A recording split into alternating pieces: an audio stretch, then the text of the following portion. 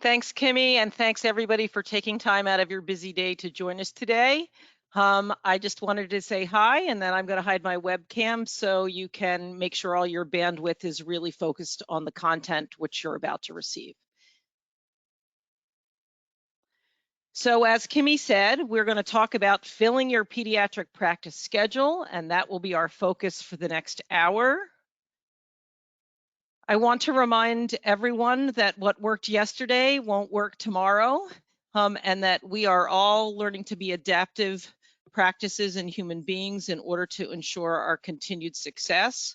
Mark Del Monte, who's the current CEO of the American Academy of Pediatrics, often says, hope is not a strategy. And while we're all hoping things will change, we need strategies to make sure that we ensure our own practice's success. And so our key topics for today are going to be talking about transforming your practice into the central hub for your patients' healthcare needs, implementing permanent processes, not temporary ones, but permanent processes for identifying and closing care gaps, and then understanding how managing your patient population is key to your long-term practice success. So let's get started. I want to remind everyone that even those of you who live in the land of capitation, providing care directly correlates to your practice income. Not only do you get direct income for fee-for-service payments that many of us are really counting on and which have colored our profit and loss statements for 2020, but also pay for performance bonuses for outperforming your peers or achieving thresholds that the payer sets for you, include providing that care so you can meet those metrics. You also should be looking at eliminating avoidable, unnecessary healthcare costs that are outside the medical home to keep the total cost of care down. And I hear from practices all the time that nobody's tracking on me on this. I'm not getting any incentive dollars based on total cost of care. Why do you keep talking to me about this? I can tell you, as the chair of the Payer Advocacy Advisory Committee at the National AEP, whether you are getting incented by it currently or now, your payers are tracking it. And when payers are making decisions about narrowing their networks, they're using this as part of their decision making. So total cost of care matters, whether you're getting currently incentivized for it or not. So I would love to know what everybody's reaction to this is. Those are holes in the schedule. And is this different if you are the practice owner, an employed provider, or your staff? And I can answer that for many of us. And I know that people are exhausted. And so coming in and seeing holes in your schedule to the majority of your practice team might be, we can breathe today. The answer is they might be able to breathe today, but they may not have a sustainable full-time job tomorrow.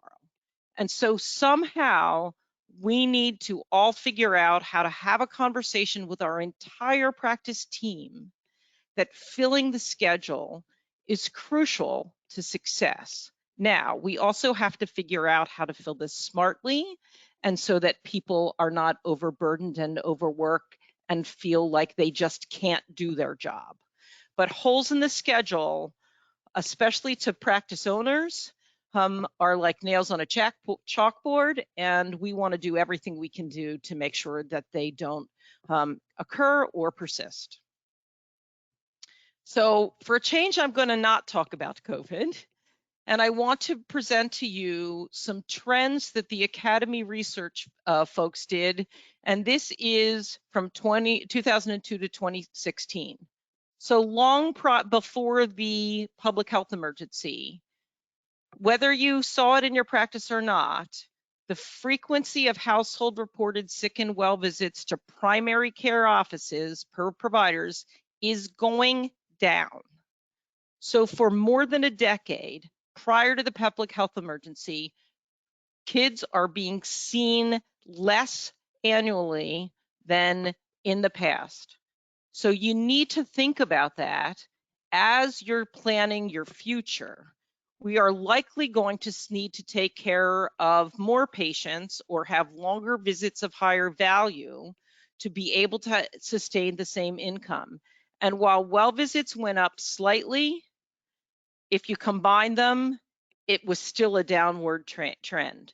And so if you're looking at sick visits and the frequency of a sick visit per patient in 2016 was less than 1, if you lost that 1 visit to urgent care or direct to consumer telehealth, you likely never saw that kid at all for a sick visit. And they are then establishing patterns outside your medical home. You also want to consider what's happening to the birth rate. We've all read the stories about what's happened this past year with the declining birth rate, but this was happening prior to the public health emergency. And that is a click-through link on the PDF when you get it to the CDC National Vital Statistics, and you can track this. But both the live births are going down, as well as the fertility rate. And so that means that people are having less children per family. And so this has forward impact on your practice, and you need to consider this when you decide how many patients you really can support per your provider in your practice. So the bottom line here, please make no assumptions. Business as usual simply will not position your practice to well for the future. You may need to completely rethink your strategy for success. Your partners who established the practice 2 decades ago are going to say, we've always done this way. It's proven us true. I would be very cautioned about taking that forward. And you may need to actually right-size your organization based on trends and metrics that are beyond your control, such as a declining population in your region and or competition. So let's put success into true focus. And this is where we're going to be spending the bulk of our talk, and there will be ample time for questions. I want to spend some time talking about realistic scheduling and the power in that. Carpe Diem, or seizing what's in front of you, proactive scheduling and follow-up, and then making that recall part of your DNA, not something you pull out of the drawer when you have holes in your schedule, but something that is part of your practice's DNA. And then how you be there for families so they think of you first as your first source of care. So let's talk about realistic scheduling. You can't realistically schedule unless you know how long it actually takes to see a patient. And if you haven't done this, I would actually do some time analysis and track some patients through your offices and see how long it actually takes for the staging of each section and for the provider time. Because most of your billable time and your income is going to be the time the provider spends with the patient, and that's what you're really going to want to take time with. Is it the same for all problems? Absolutely not.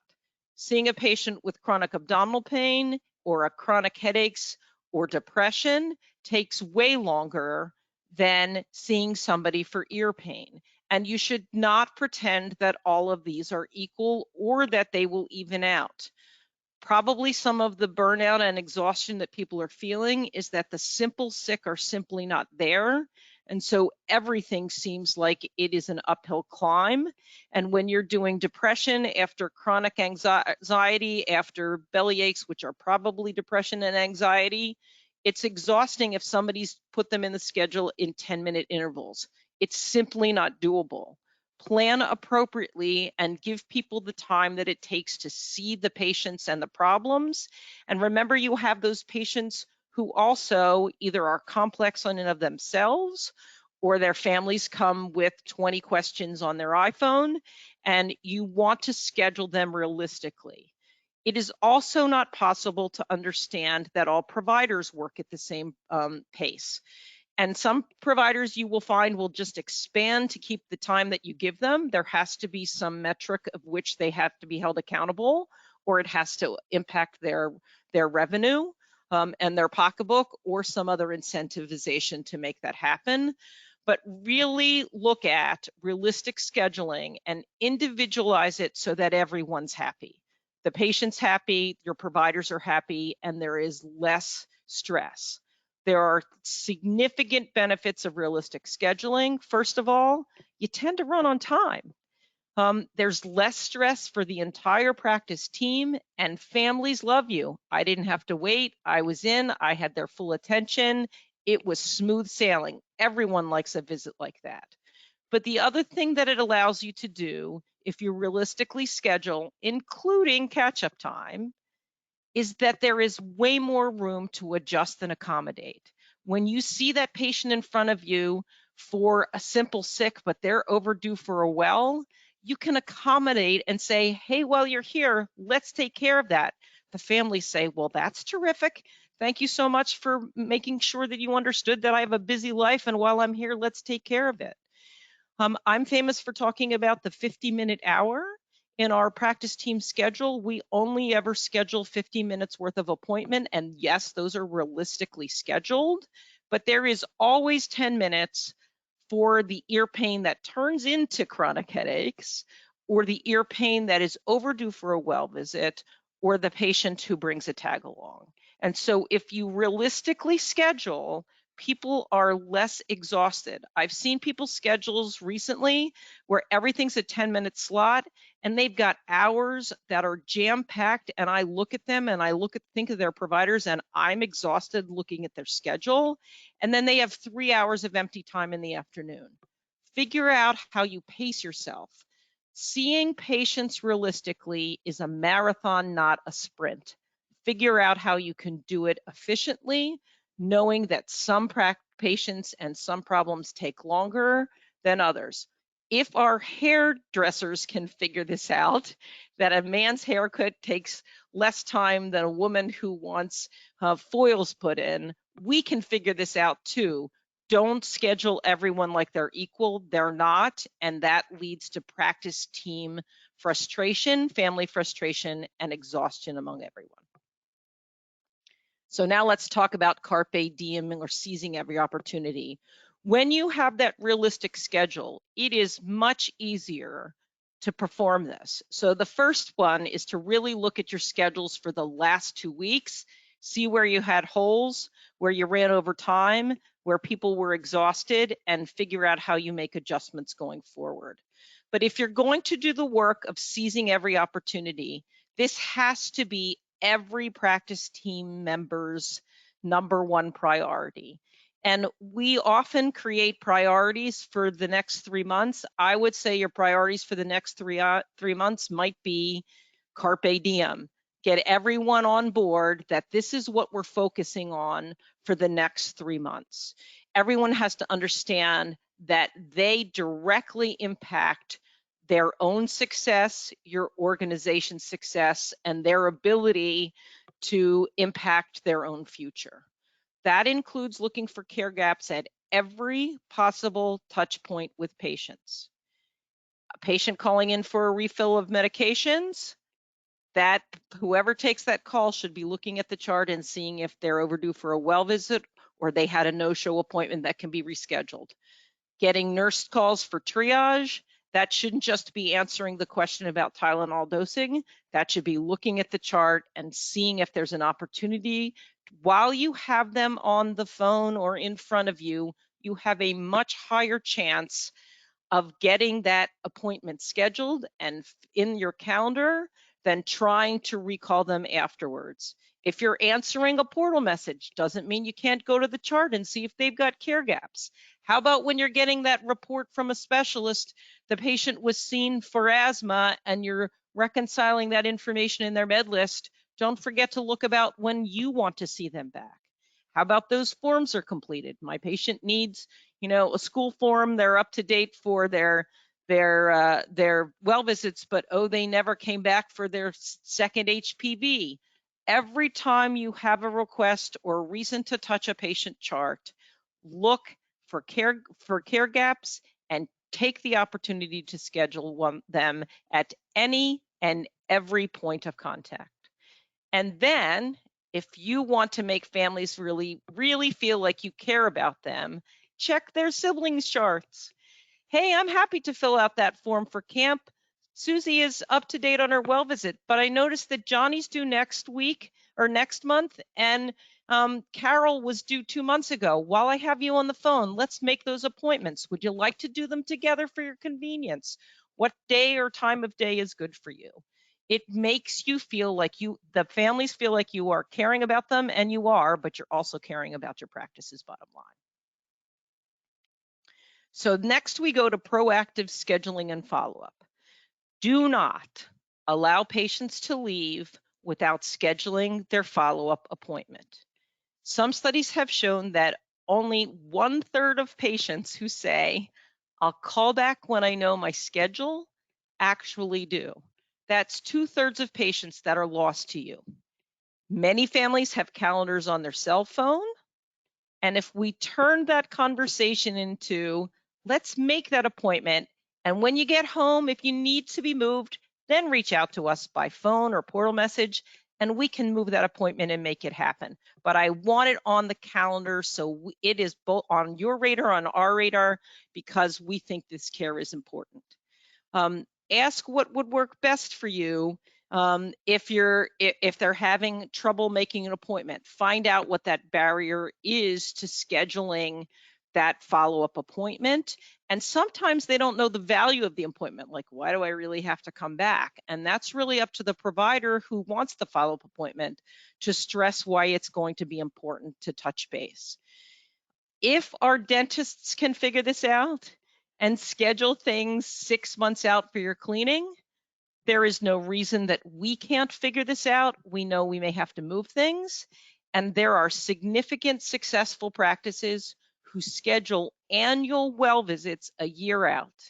And I know that there are people listening who are rolling their eyes saying, I can't get my providers to schedule next month, let alone next year. And the answer is that's okay.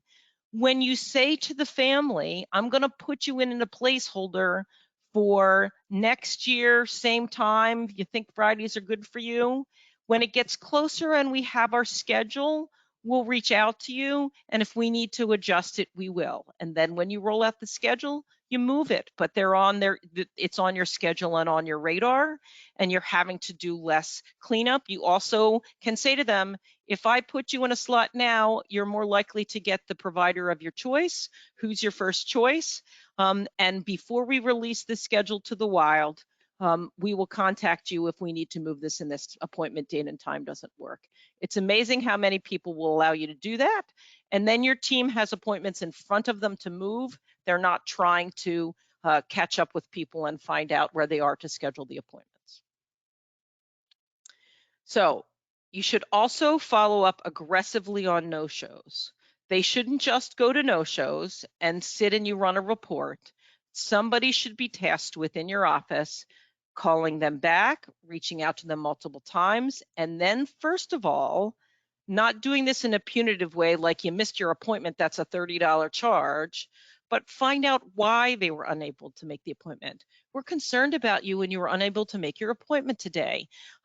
Let's touch base and figure this out. You may find that there's not one solution to this issue because there are different reasons for no-shows, and different problems require different solutions. I forgot, happens a lot. Is your reminder system working for all your patients? Can you have the ability to remind people multiple times? Do you have a chronic list of 10 patients who always forget and decide that your staff texts them the morning of to ask them if they're coming? Figure out not to make this a one-size-fits-all, but to pick your patients that and contact them in a way that actually works for them. How about those patients who say, I felt better, so I didn't think I needed to come back? That goes back to them not really understanding the reason for the follow-up at the time, and I would put that onus on the providers. If the provider thinks this patient needs to come back, they should make sure that they make that clear before the patient leaves the exam room. I'm not really sure why this appointment was scheduled in the first place. Similar problem. I don't see the value of why I'm coming. We need to make it clear why it is important for patients to have an appointment. This isn't that we are allowing them the opportunity to get to see the wizard.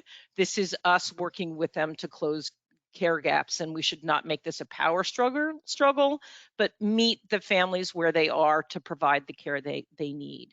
And there might be a problem that your office hours just don't work for the family's crazy schedule. And that is going to go back to being crazier as families go back to work and kids go back to school and activities.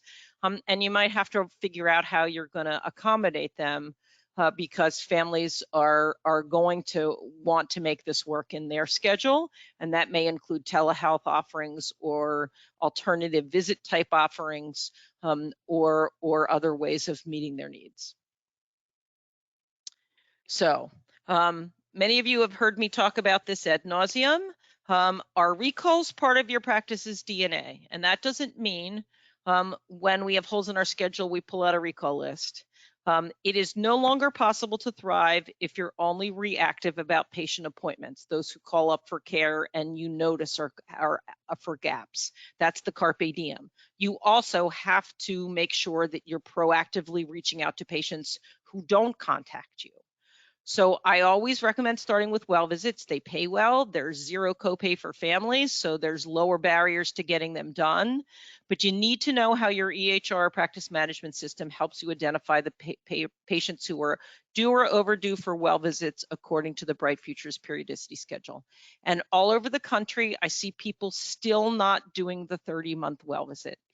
It is paid for. It is paid for well. You should also be doing developmental screening at that visit, even though there's no immunizations. It is part of HEDIS measures, and it is a good care gap. So you want to make sure that you're not only recalling the older kids annually, but the little kids according to the periodicity schedule.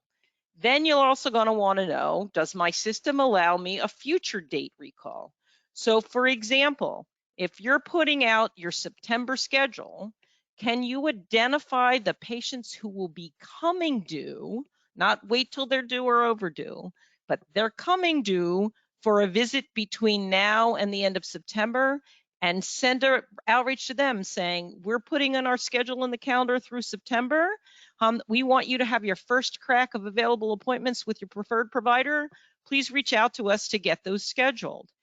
Again, families feel like you care about them. That can't be the only process, but that's a great place to start. So what is the recall process that you are going to make part of your DNA look like?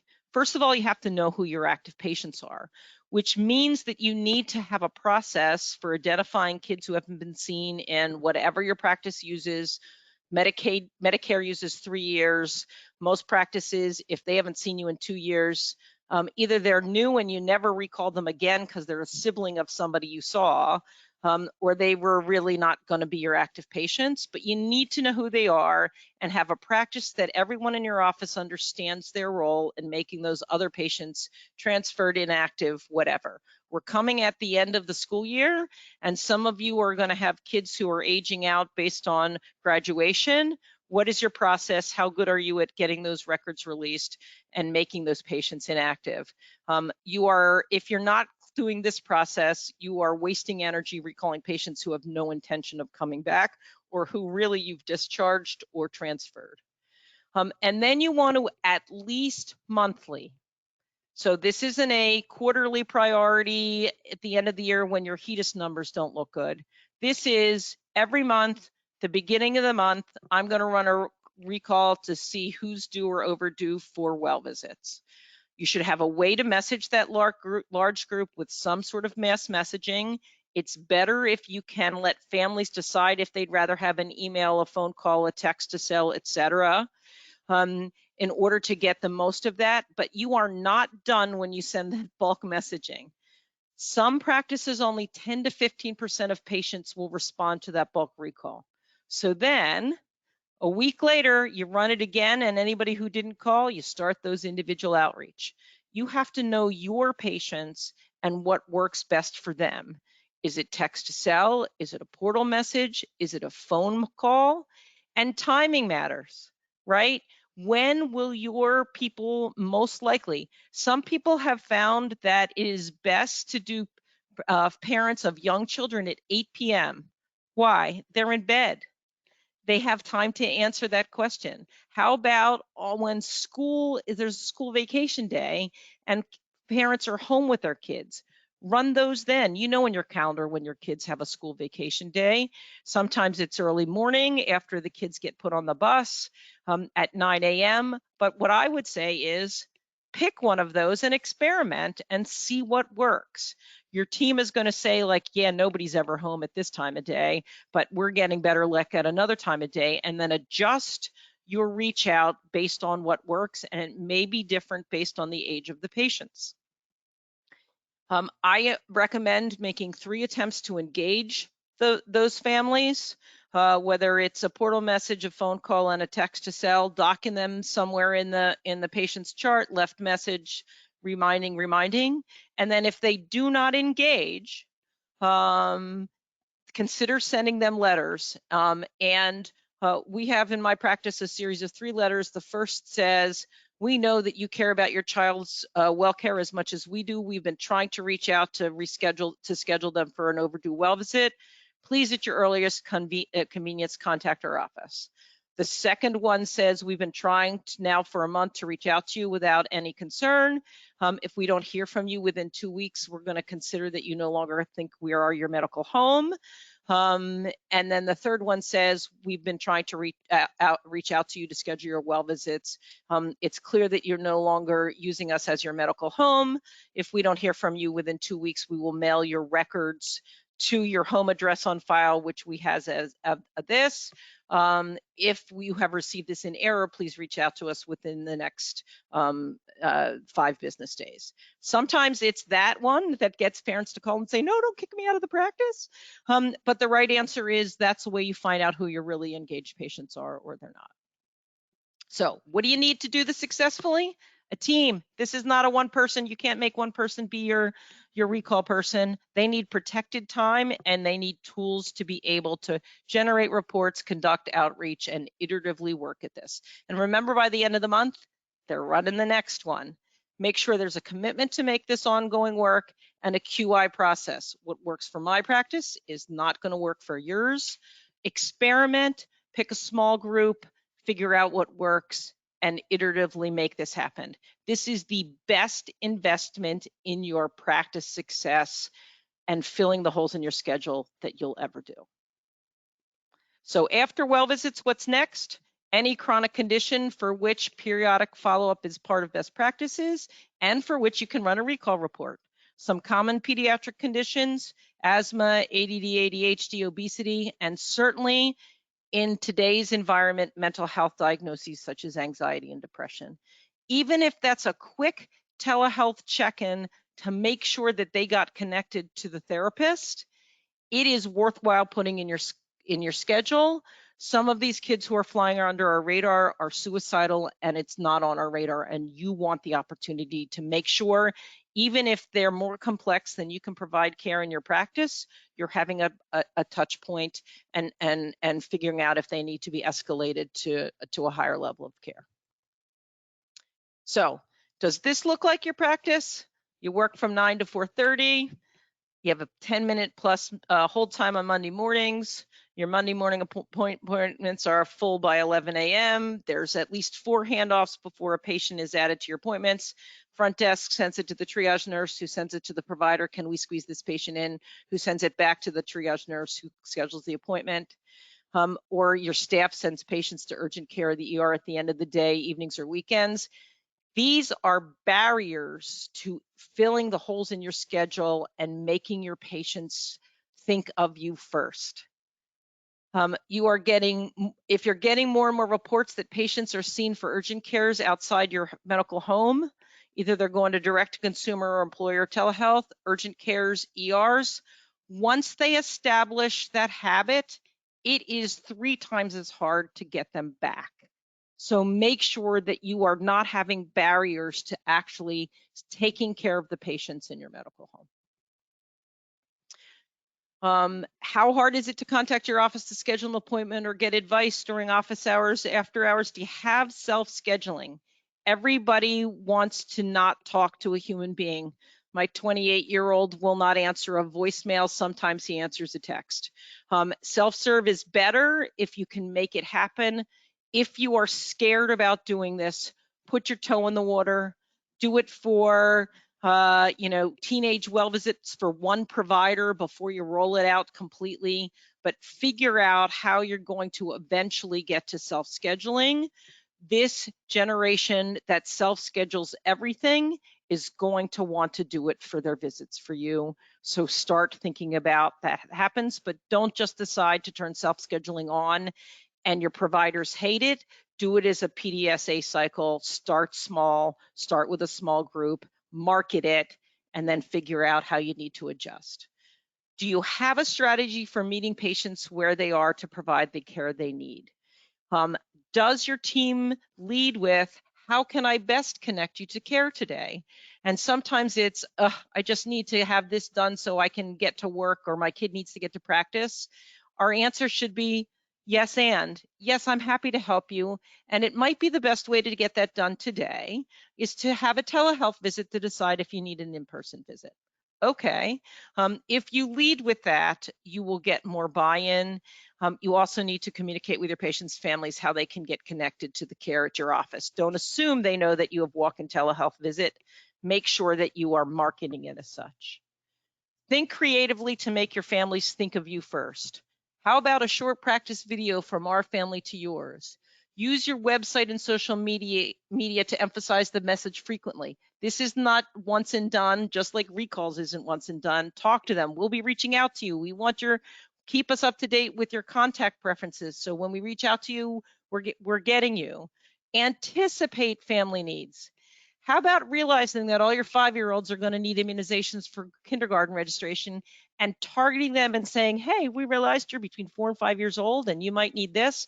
They'll be like, wow, you actually reached out to me before I had to wait to call you. Or how about reaching out to middle school and high school kids right now who might need a sports form before the school starts, and tell them, if you're up to date on well visits, we'll be happy to do it. Just call us. We'll put it on the portal. You can print it off. If you need a well visit, we're happy to make that happen. Ask your nurses what kinds of questions they're getting, what is going around the community, and then have a Facebook Live event let's answer your questions about COVID-19 vaccines for your adolescents. Families make you start thinking of you as their source of information that's trusted and always there reliably for them. So make families feel not only cared for, but cared about. When others are consistently there for you and meet your needs, what do? By nature, we return for that reliable assistance. You probably have a sibling or a friend who never answers your text when you need them, and another sibling or friend who's always there for you. What do? By nature, you go and ask for those people who always are there for you. And if you need someone but they constantly let you down, that keeps happening, they look for different options. Our patients are no different. If you keep not being able to accommodate their schedule, they're going to go somewhere else. And even if they find a reasonably satisfactory alternative that's not as great as your medical home, but they got that in for ear pain quickly or something else, next time they're going to bypass you completely. And even if you're there in the office because it's a Wednesday, if you send them to urgent care on a Saturday, why should they call you Wednesday? You need to figure out what works and put yourself in the family shoes. Are you offering everything you can? If you are always referring out patients, they will not value your services. Family practice has gotten a bad rap in that they see and then refer everyone. This is all in the bailiwick of pediatric medicine. And if your providers are not comfortable, what I've included there is Children's Hospital of Philadelphia has care pathways for primary care offices. That's their depression one. Figure out a way that you can educate your providers so they're comfortable with some of these things. Yes, I hate dealing with chronic constipation, but you know what? Chronic constipation in the GI office is not seen by the attending GI person. There are protocols that there are nurse educators and other providers who the doc sees for 2 minutes, and they spend the time holding hands and listening and valuing the patients. figure out how you can target people in your practice team and make them specialty care managers, if you will, so that you can do this easily. But if you are sending everything out, at some point, the families bypass you altogether. The last thing I want to make here is that it may be time to right size your practice. You have to be honest about how many patients to providers you have. And just because your providers like the call schedule, 1 in 7, doesn't mean you actually have a viable business model. If you're in an area where your schools are closing and the demographics are headed in the negative trend for kids, you may have to figure out what this really looks like and rethink your patient to provider ratio, or say to your providers, you like that 1 in 7, then which of those things in the prior slides would you like to own? Who wants to be my concussion guru? Who wants to go to the Reach Institute and learn the mental health offerings? Because they have options, but doing things the way you always had is probably not the most viable one. School districts are great resources for figuring out if your population of school-age children is growing or shrinking. Are you marketing your practice to new families? What does competition look like in your region? And then where are you leaking patients to? Are they going to direct-to-consumer telehealth? Are they going to urgent care and they're creating new habits for the 0.8 times of sick visits per year older kids are seen? Are they totally bypassing you completely? And then you should think about those loss leader value-added services. So, for example, lots of places offer like a really cheap TV to get you in the store. And then when you get there, you realize that's not really a good TV. So they trick you into buying the one that you want, which is not discounted. You can think of your practice a little bit the same way. If you have monthly, ask the doc Facebook Live things, it doesn't really cost you a whole lot, but you are now adding value to the family so that they are more likely to turn to you in times where you can give them services that you can be well compensated for. So at this point, I'm hoping there's some robust questions so that we can consider continue the conversation, Kimmy. All right. So before we do hop into those questions, I do want to remind everyone of a few things because we actually did get some of these questions in from our audience. By the end of this week, all attendees of today's live webinar will be receiving an email with a copy of the slide deck, the webinar recording, as well as the CEU certificate. If you are interested in hearing more about Office Practicum, which is the sponsor of this webinar, and actually seeing the OP platform and pediatric tools in action, be sure to stay online right after this for a quick overview and product demo of some of the tools and solutions that Dr. Kresley just spoke about. And the last thing is when you close out of today's webinar, you'll see a brief survey pop up on your screen. We're just asking that you take a minute to provide your feedback here. Okay, the fun part. Let's look at some of the questions that we got in. Are all private insurances paying for 30-month visits? Yes.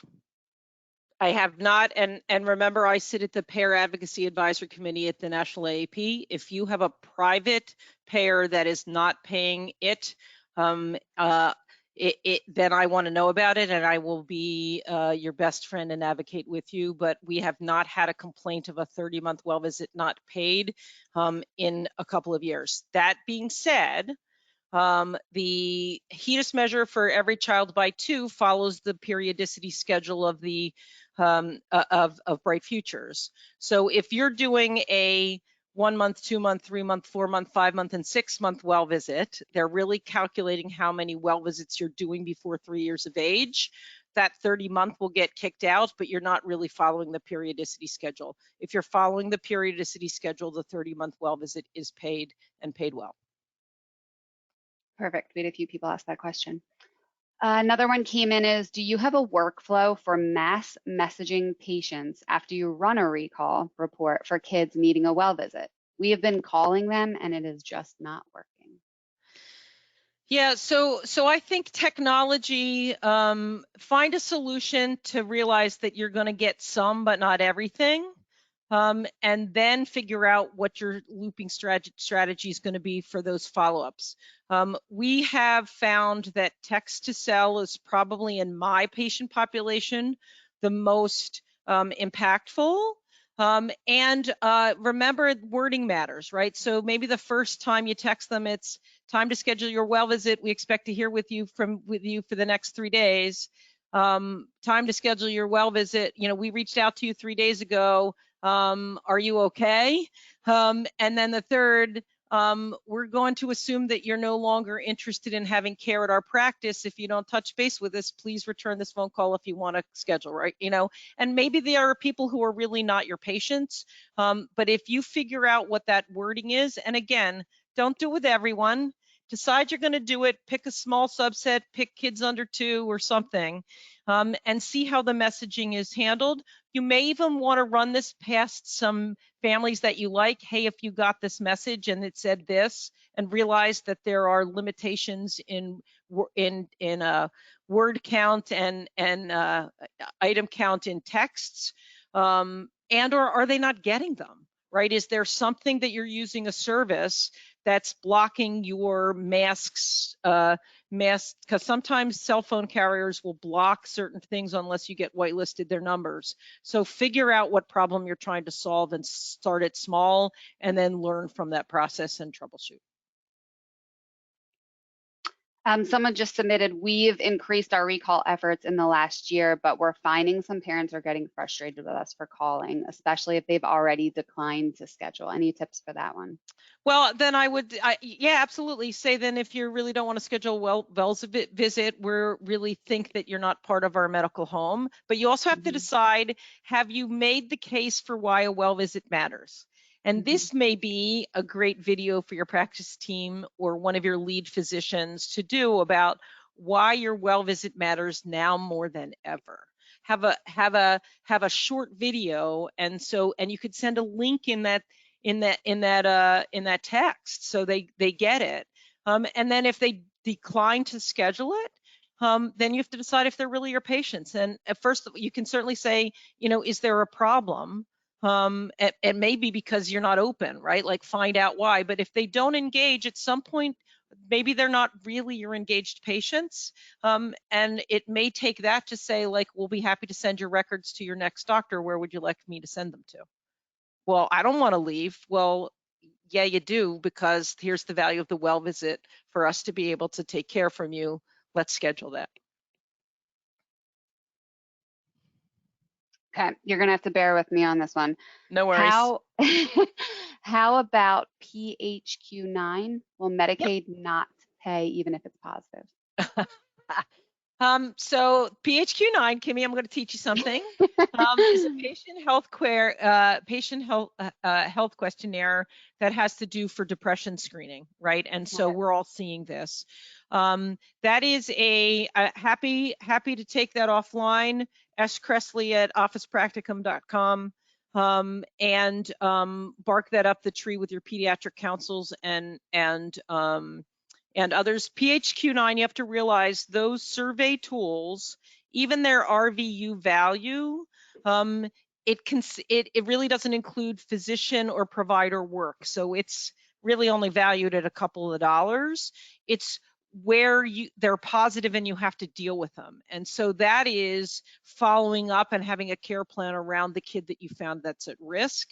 And to me, that's a sick visit. And if you don't play for well and sick, then you schedule a telehealth visit for the next day or 2 days from now to address it. We didn't make the rules. We just have to play by them in getting paid. But if you're struggling to find out how to make that financially viable, contact me off list and or join SOPM, and let's have that conversation with your colleagues about how we can make that happen, because your patients deserve good care. depression screening is Bright Futures as part of routine care for kids 12 and up annually. And we may just have to make the case for the value of paying for a sick and a well the same day, but we realize that the PHQ-9 survey is only going to get you paid a couple of bucks, except for Medicaid plans who are reporting it to HEDIS, because then they have an incentive to pay you more. And sometimes we have to pull that lever too. Depends on what levers you have. And happy to work with you. Perfect. Can you comment about staggered scheduling? In your experience, what scheduling model is the best that worked for you? So it's interesting. People are probably talking about wave scheduling, but there's multiple ways to skin the cat, and this really depends on your patient population and how much work your staff does for you up front. So I'm going to take this as wave scheduling, which is putting a bunch of people at the top of the hour, realizing that some people will come in early, some people will come late. This is a little different now that we have people not sitting in waiting rooms. And although some people are doing it, it really depends on whether you have punctual families or not. And that depends how punctual you are, right? One of the sometimes unintended consequences of wave scheduling is that if people have to wait pretty reliably when they're there, then they don't show up on time, right? And so it really depends on your patients and your providers, how good they are on time. And what you do with a waiting room, if it exists or not, and what you do with sibling visits. But a lot of practices at the top of the hour will schedule a sick and a well, knowing that it's going to take a while to get vital signs and everything measured for that well visit, so the sick can be in and out while the provider's waiting for the well visit.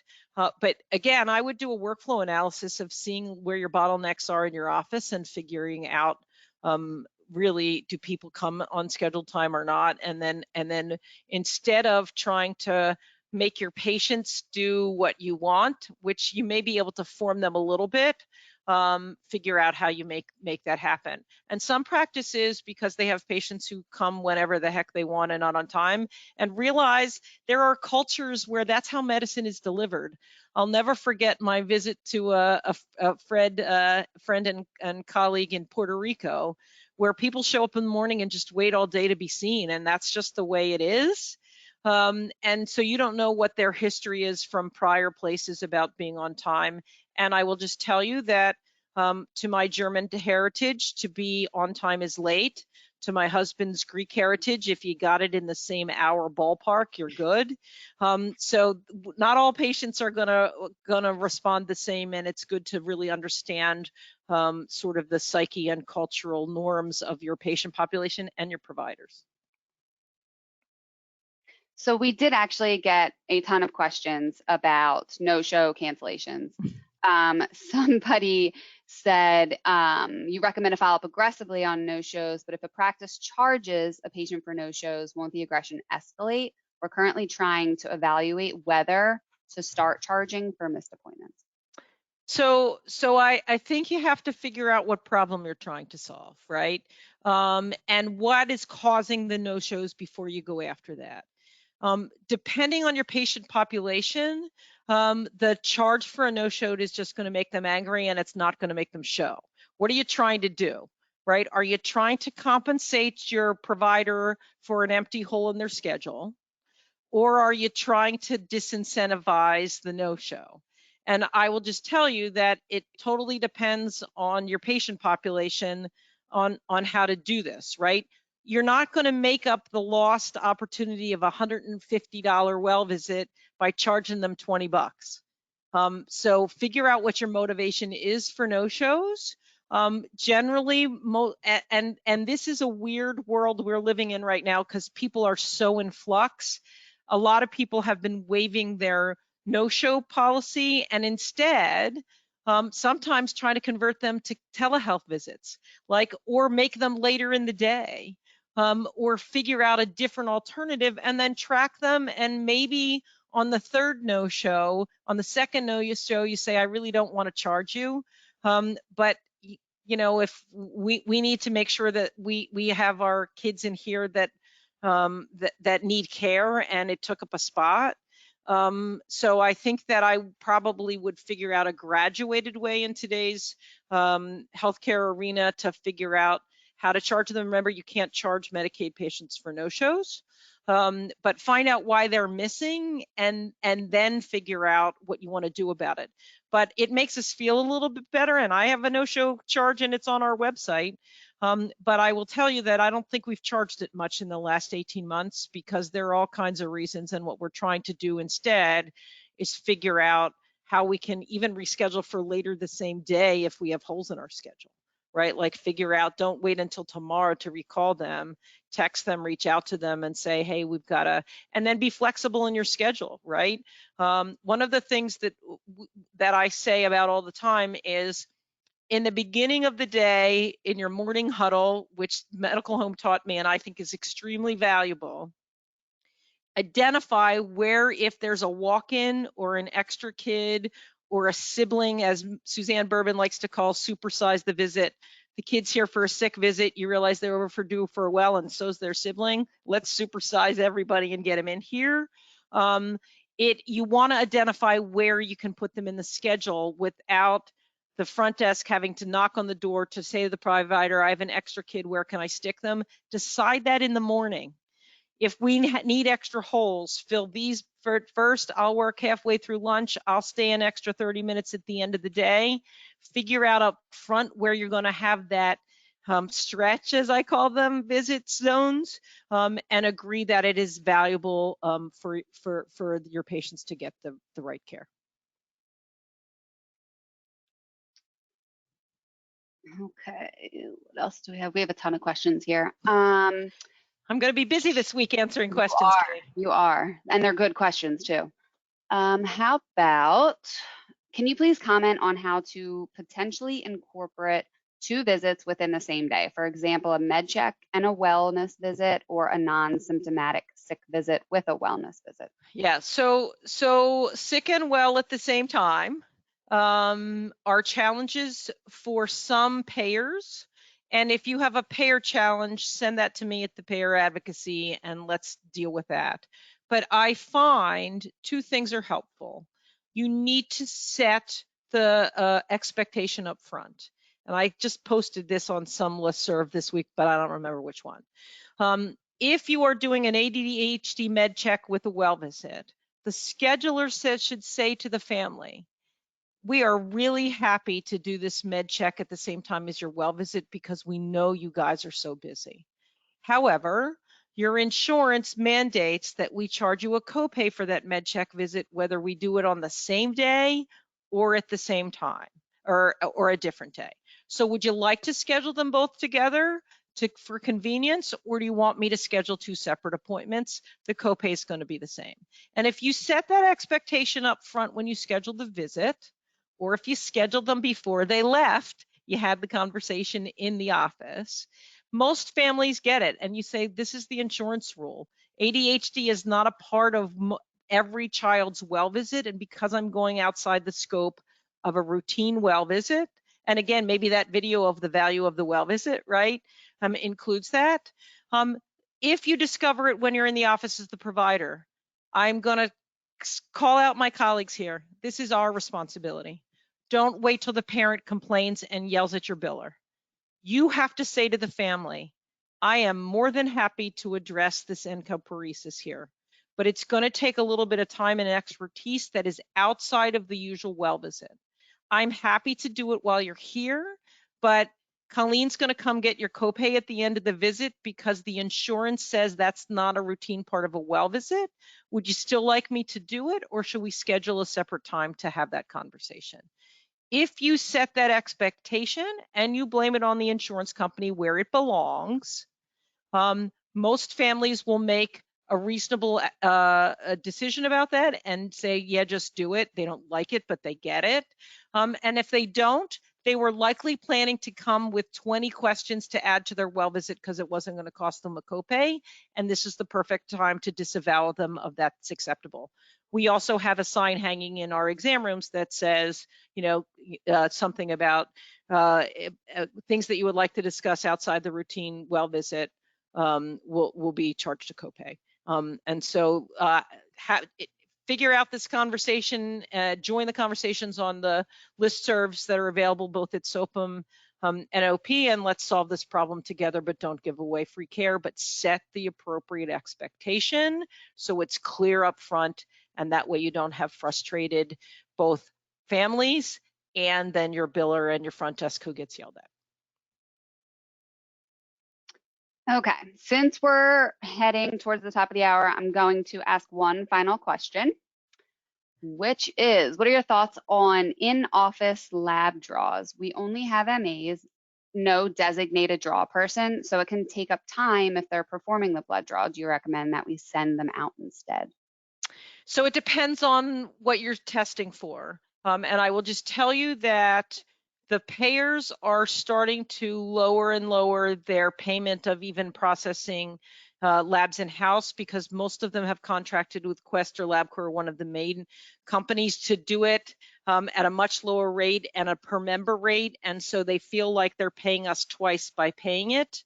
But if there's something that's critical and you're getting measured, like lead levels for your Medicaid patients, you have to look at the value. But I think that pediatric blood draw is not like adult blood draw. It takes 10 times as long and is way more complicated. And you have to figure out what the value is and then ask yourself, is all of this lab work necessary? And which of it do I want to do in-house and disrupt my workflow, and which of it can be sent to the patients, and you have to decide how good your patients are and also what the access is to your third-party labs in your community. So there's no right answer to question. It depends what labs you're doing, and looking at them in the whole context of meeting pay for performance metrics, or getting critical access to labs that your patients don't otherwise have. Thanks so much. Awesome information. Thank you, Dr. Kressley, for sharing your expertise. Thank you to everyone for attending today's event. And as I stated before, those questions that were submitted that we did not get the opportunity to answer, we'll be working with Dr. Kressley to get those answered, and we will be sharing them in follow-up emails. And again, if you are interested in hearing more about Office Practicum and actually seeing the OP platform and the pediatric tools that Dr. Kressley just mentioned, just hang on the line and we will be showing you a quick demo. So with that, I will be handing over the presentation to OP's Senior Account Executive, Susan Hannon.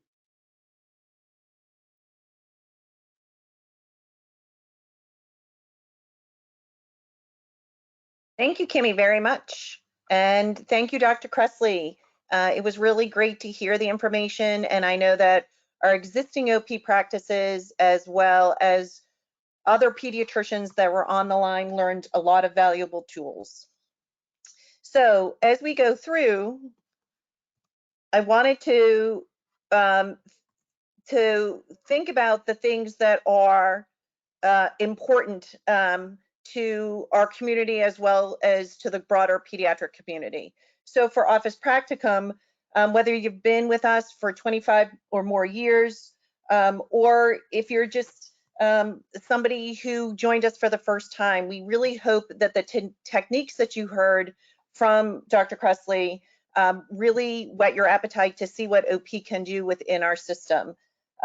For us, improving technology, improving health through technology is a key component, and we are really pleased to be able to say that we are part of a broad community of over 4,500 pediatric practices, and we know that you value the relationship that you have with your own parents and your kids, and we take that very seriously as a group, and we take very seriously the fact that we help you manage over 7 million lives. It's 7.5 at this point. And we know that is a critical piece of how many kids we're impacting across our country. So a few things specifically. We're going to talk about our recallability. So when we think about pediatric recall reporting, OP has one that is very specific to that periodicity table that Dr. Cressley mentioned.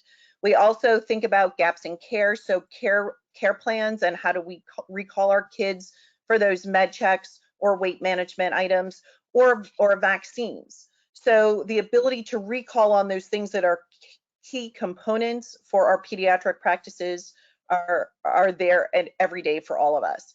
OP notify. So then this is the next piece. So we can bring up our list of kiddos, but then how do we reach out?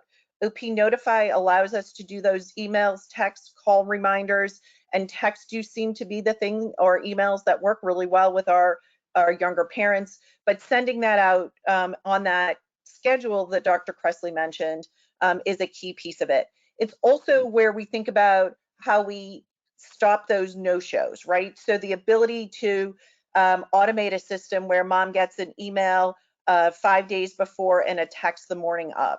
Those are the things that really are powerful in ensuring that our practice schedules are full. The other thing is our portal. So the portal is kind of that extra man on the field. And so in the sense that our parents can go there and communicate with us, or we can communicate with them, it's key. But then it's also that scheduling component. So for those of you who use that self-scheduling, and I know that Dr. Cressley mentioned, well, maybe you test it for a certain provider or a certain visit type and see how engaged your community is, how engaged your parents are. But this can be a valuable tool. You send that recall out at 8 at night, and wow, your parents can log on to the portal and schedule that appointment right then and there. So what we're going to do is really briefly, we're going to jump into OP, and we're going to think about all of the different techniques and tools that Dr. Cressley talked about in a broad way. How do we do this within OP? So the first thing we wanted to think about are those gaps in care. So how do we think about this as a team within the practice? So our add edit appointment screen. So our front desk folks, our scheduling folks, our nurse triage folks, whoever are the team members who do make the appointment, check a patient in, check a patient out. Right here, we're telling them exactly that this kiddo is overdue for the well visit. So my last well visit is in red. Red is our warning sign. So we know everyone has that same visibility. They're also going to be able to see the forecast for a vaccine. So all of the vaccines that a kiddo is due for today, that second HPV, or in this case, my 4-year-old who needs her 4- and 5-year-old shots, we're going to be able to be able to engage with that parent to say, we really need to get this appointment scheduled. So it's in our scheduling. The same information is in our chart. So for our team members, our providers, our nurses, our MAs that work in the chart, we're giving you exactly the same information. We're telling you that same red field here that the kiddo is overdue for the well visit, and you're also seeing that vaccine forecast. So again, every team member has access to the same information. We put it everywhere so that people can find it. Same thing for messaging. If you're a provider on the phone with a patient or with a parent, or if you're our nurse triage folks or our front desk taking that information, from here you can see exactly the same thing. Kiddo is overdue for a well visit. You can see any care plan items that are due. So anything from all care plans that a kiddo may be enrolled in, as well as, again, that vaccine forecast. So understanding that those gaps in care are easily found. They're just simply available in every field that you're in, depending on your role. So then those recall reports. In Office Practicum, we call these our demographic analysis and recall. So a few things that are great about here is that I can come in and I can choose to look at my practice in a variety of different ways. In this way, I'm going to look at my kids that are active patients, and I'm going to exclude those that have a future appointment simply because I don't need to worry about them in my list. They already are coming into my office. And so Dr. Cressley mentioned that maybe we would want to get our kindergarteners in. So in this case, I just want to look at my 5-year-olds. Now know that you can sort this list. You can look at everyone in your practice. If you have a payer that has certain requirements, you can say, I want every kiddo that's in a certain insurance panel. But for here for my 5-year-olds, I'm going to go to my care plan recalls, and I set this up just so it was run ahead of time. But here is the care plan, Bright Futures. It has the periodicity table built in for pediatrics. So that 12-month, 15-month, 18-month, all of those visits are in, not just our annuals. And so for here, I ran, and here are the 224 5-year-olds that need to come in for a kindergarten visit. I can simply send out that message through our OP Notify tool, and they're going to be able to, be able to either call the office and schedule or log on to our portal and schedule as well. Now, don't forget that this recallability is for everything. So regardless of the care plans that you have, you're going to be able to come in, and whether it's your kiddos that need a med check or your asthma kiddos that need to come in to have an asthma action plan done, or a spirometry, whatever you do within your office, or your weight management kiddos, you're going to be able to recall any of those care plan items. So we really then focus on making sure we don't have those gaps in care. The other place that's really an important one are vaccines. So vaccine recalls, getting our kiddos in for that second HPV or the second meningitis vaccine, or flu shots when they come up. In this case, I just have my same pool of kindergartners just to show you how many of my kiddos are due for their MMR. Now, what's great about our recall system, whether you are recalling for a care plan or for a vaccine, you can set it to any date. So future dates. I'm trying to fill my schedule in the summer. I opened my schedule up through September 1st. Now you're recalling kids who are due through that date to get them onto your calendar, right? So that really is our key component. The other thing that Dr. Cressley mentioned was recalling kids based on a diagnosis. So for here, and I already set one up, you can come in and look at whatever diagnosis it is that you are looking for. And in this case, I just wanted to look at my kiddos who had a diagnosis of depression within whatever date range that you were looking for. And now I can come in and either message them, or if this is one that I want my triage team to call and follow up on, I can always print this grid. So when we think about those layers, it's, can I recall them? Absolutely, we have that tool. Can I automatically message them? Absolutely, we have that tool.